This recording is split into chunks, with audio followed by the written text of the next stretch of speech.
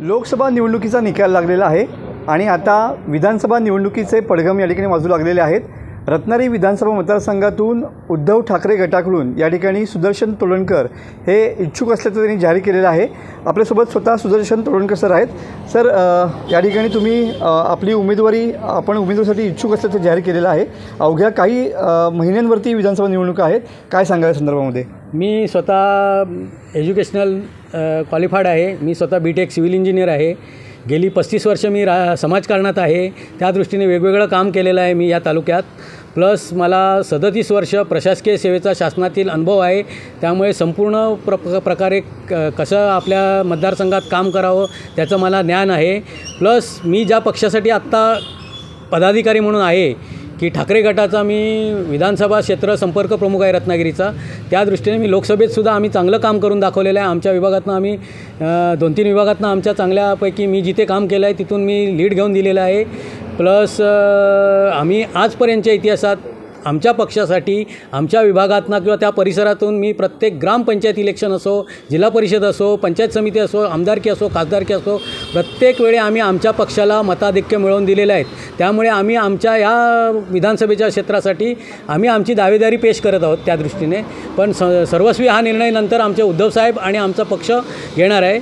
आम्ही आता 4-5 जण जरी इच्छुक असलो तरी जे उद्धवसाहेब आमच्या ज्याला उमेदवारी देतील त्याच्या पाठीशी आम्ही सगळे इच्छुक नंतर उभे राहू आणि आम्ही काम करणार आहोत। पण मला उमेदवारी द्यावी असं मी त्यांच्याकडे विनंती करणारच आहे। बरोबर आहे। ओएसिस फर्टिलिटीच्या तज्ज्ञांनी IVF उपचार पद्धतीद्वारे 1 लाखांहून अधिक जोडप्यांना मातृत्व प्राप्तीचा आनंद दिला आहे।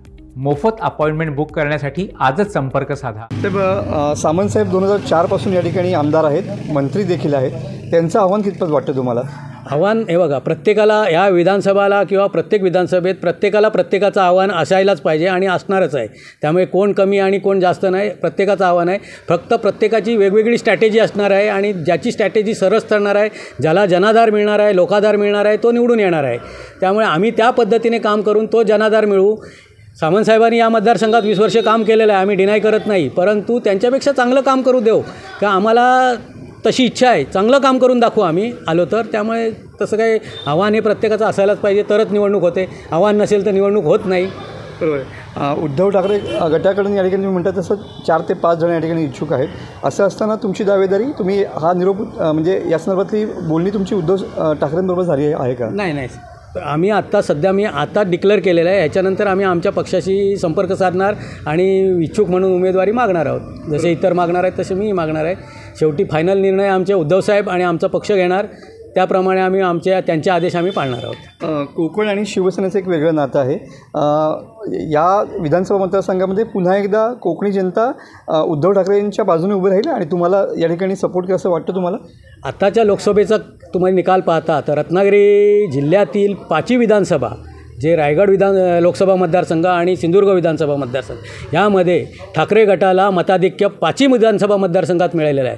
त्यामुळे कोकणात अजूनही शिवसेनेला म्हणजे ठाकरे गटालाच लोकांचा जनाधार आहे हे दिसून आलेलं आहे आणि तो जनाधार वाढवण्याचा प्रयत्न आम्ही लोकसभेच्या दुसऱ्या दिवसापासून सुरुवात केलेली आहे। त्यामुळे आमचा जनाधार आणखीन वाढेल, मताधिक्य आणखीन वाढेल, त्यासाठी आम्ही प्रयत्न करतो आणि ते निश्चित वाढेल हे आम्हाला खात्री आहे। समजा जर तुमच्याशिवाय कुठला उमेदवार उद्धव ठाकरे गटाने दिला तर तुम्ही त्यांचं काम करणार का? ते तर मी पहिल्यांदा स्पष्ट केलेलं आहे। आम्ही 5 जण इच्छुक आहोत। 5 जणांची एकमेकाशी चर्चा झालेली आहे आणि आमचा पक्षप्रमुख आणि पक्ष हे ज्याला उमेदवारी देतील त्याच्या मागे आम्ही इतर जे 4 जण आहेत ते 200% त्यांचं काम करणार, निवडून आणणार आणि त्याप्रमाणे आम्ही रिझल्ट दाखवून देणार आहोत। नक्कीच। हे होते सुदर्शन तोडणकर की ज्यांनी रत्नागिरी विधानसभा मतदारसंघातून उद्धव ठाकरे गटाच्या माध्यमातून या ठिकाणी उमेदवार आपण इच्छुक आहोत असं या ठिकाणी जाहीर केलेलं पाहायला मिळतं आहे। मनोज लेले, TV9 मराठी, रत्नागिरी।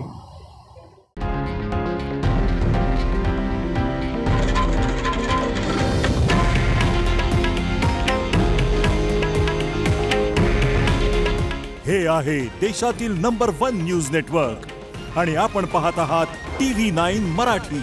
काळजी तुमची, हित महाराष्ट्राचं।